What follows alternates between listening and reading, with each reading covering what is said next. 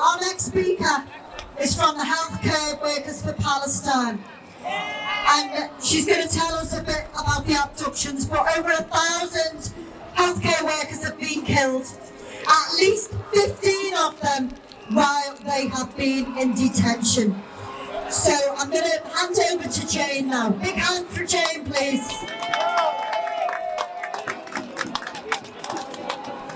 Hi, so my name is Jane Kevin and I'm a retired GP from the northwest of England, most lately working in Liverpool. There is no justification for the abduction and detention of innocent civilians. Whoever they are, in whatever circumstances, it's never right, it's never excusable, it should never be overlooked. People should not be abducted as part of a military strategy, as a way of inducing fear in a population. It's a hideous crime. It's prohibited under international humanitarian law. The condemnation of such an act must be without bias and irrespective of the perpetrator. So there was no justification when Hamas abducted 251 people from Israel and took them into Gaza and kept them in detention. Their whereabouts and welfare unknown. People terrified, their families terrified and grieving. No access to family, no access to lawyers, robbed of their rights to freedom, no access to the likes of the Red Cross to assess their welfare. The 251 Israelis abducted and forcibly detained are referred to as hostages. The international community rightly raised its voice in condemnation. There was an international outcry, as there should have been. The case of these hostages was widely covered by mainstream media. 37 of them are now dead, 117 are now free, 100 remain detained. Their whereabouts unknown, their welfare unknown. It's not clear to me what diplomacy is ongoing currently to bring about their release. Their release should be unconditional. People should not be used as bargaining chips. And there is no justification for the abduction and forced detention of innocent Palestinian civilians by the Israeli army. Yes. Abducted without charge, their whereabouts and welfare unknown. People terrified, families terrified and grieving. No access to family, no access to lawyers, robbed of their rights to freedom. No access granted to the likes of the Red Cross to assess their welfare. When innocent Palestinian civilians are abducted and detained by the Israeli army, they are called prisoners and detainees. They are not referred to as hostages. The international community does not raise its voice in condemnation. There is a lack of outcry. There is a lack of mainstream media coverage. The majority of the general population is barely aware of their existence. The failure to condemn such an act is evidence of bias. It is evident that condemnation depends on the perpetrator. Another example of Israel's impunity. Israel's powerful propaganda, unverified claims that all those abducted are Hamas operatives, is a claim so generally made it's mockable. B'Tselem, an Israeli human rights organisation, in July 2024 published a document recording Israeli prison statistics of 3,340 Palestinians detained without charge.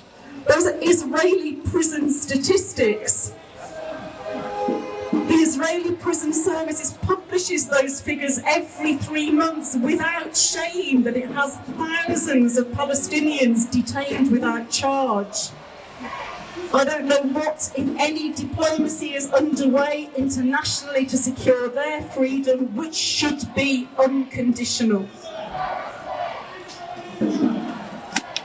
Amongst those 3,000 plus barely mentioned people are hundreds of healthcare staff, around 400 abducted from their places of work.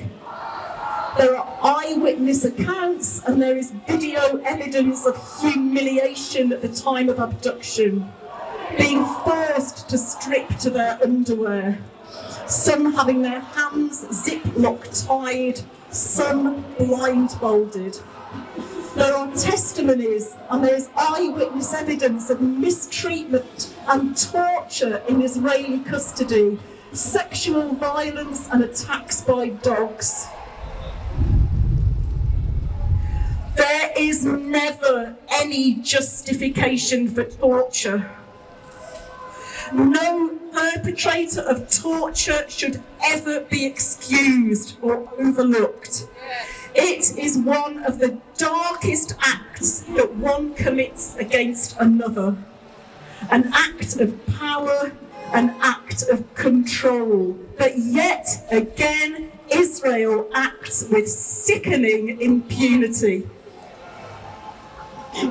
What control does Zionism have over the mainstream media that this is not at the forefront of mainstream news? What power does the Israeli propaganda machine have that allows the majority of the UK population and the UK Parliament to turn a blind eye to this? We know the names of 5 healthcare staff who have been killed in the custody of in the custody of the Israeli prison service and in detention centres. More may have been killed. It took several months for these deaths to be reported to their families. Their bodies have not been released. What is there to hide? The man who has become the face of abducted healthcare staff is Dr. Hussam Abu Safia, paediatrician and director of the Kamal Adwan Hospital in North Gaza. You've probably seen the photo of him in his white coat walking towards soldiers in a tank outside the hospital. Such courage, such defiance, such an inspiration. He had become the voice of Gaza's decimated healthcare system, refusing to evacuate from the hospital when ordered to do so by the army, together with other medical staff refusing to leave his patients. After the almost total blockade of northern Gaza last October, Dr. Abu Safia consistently pleaded for the protection of the Kamal Adwan Hospital and for the intervention of the international community. Those appeals were ignored, those appeals went unanswered. After over 80 days of asking for help, on December the 27th, the Israeli forces launched a major operation against the Kamal Adwan Hospital, rendering it unusable. Dr. Abu Safia and several members of the medical staff were abducted. He was severely beaten, forced to strip. He is now at the Sedate Teeman Detention Centre, notorious for the use of torture. He would have known that this was likely to be his fate if he failed to comply with the orders to evacuate. He would have known of the killing in custody of Dr. Adnan al-Bursh, one of Gaza's most prominent doctors, based at Al-Shifa Hospital. Knowing the risk, he continued in his role as carer and advocate of his patients.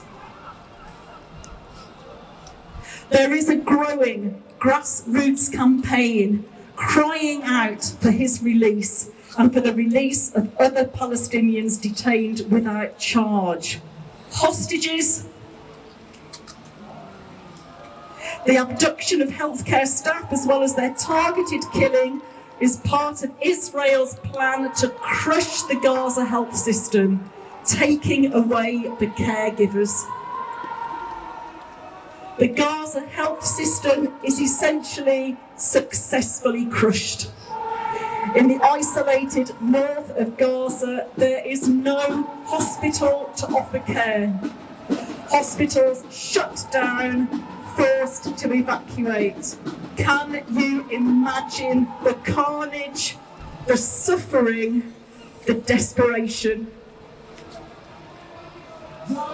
Despite the illegal abductions, despite the torture, despite the deaths in custody, despite its leader being wanted by the International Criminal Court, the UK government still affords Israel its military, political and moral support.